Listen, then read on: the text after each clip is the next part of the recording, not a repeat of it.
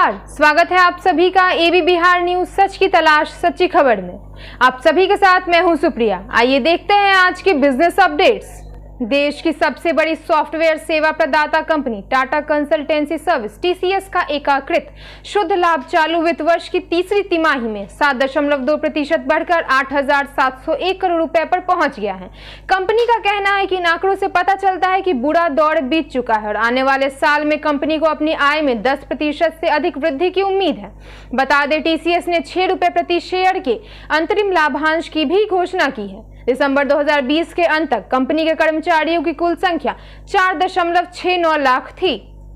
Share बाजार में तेजी और वैक्सीनेशन की खबर से सर्राफा बाजार बीमार हो गया है। आज सोने चांदी की रेट में आज भारी गिरावट दर्ज की जा रही है। देश भर के सर्राफा बाजारों में शुक्रवार को 24 कैरेट सोने का हाजिर भाव 9 से 11 रुपए प्रति 10 ग्राम सस्ता होकर 49,510 रुपए पर खुला, जबकि चांदी 3303 रुपए के भारी नुकसान के साथ 64,071 रुपए प्रति किलो पर खुली। पिछले 4 कारोबारी दिन में सोने के भाव में 2,150 रुपए प्रति 10 ग्राम की कमी आ चुकी है। सकारात्मक वैश्विक रुझानों और भारी एफपीआई आवक के चलते प्रमुख शेयर सूचकांक सेंसेक्स सोमवार को शुरुआती कारोबार के दौरान 400 अंक से अधिक बढ़कर पहली बार 49,000 के स्तर को पार कर गया।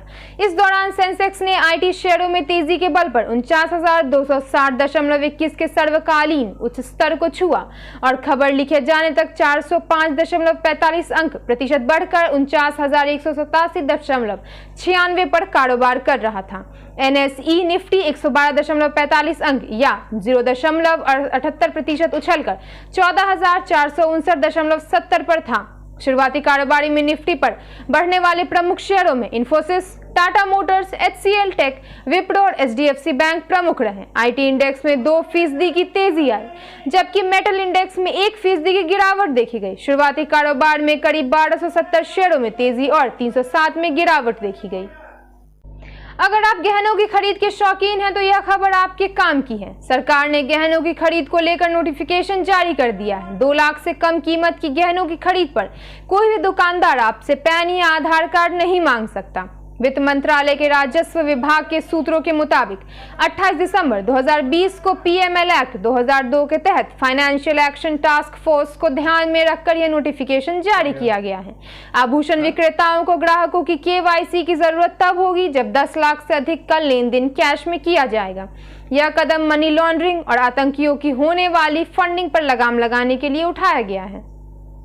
कुछ दिनों बाद वित्त मंत्री निर्मला सीतारमण देश का आम बजट पेश करने वाली हैं। हर खास से लेकर आम आदमी तक सभी को उम्मीद है कि बजट में उनके लिए कुछ खास ही होगा।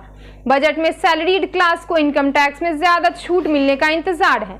The federation of Indian chambers of commerce and industry FICCI ने रियल एस्टेट सेक्टर को ध्यान में रखते हुए सैलरीड क्लास को इनकम टैक्स में मिलने वाली टैक्स छूट को और बढ़ाने की मांग की है।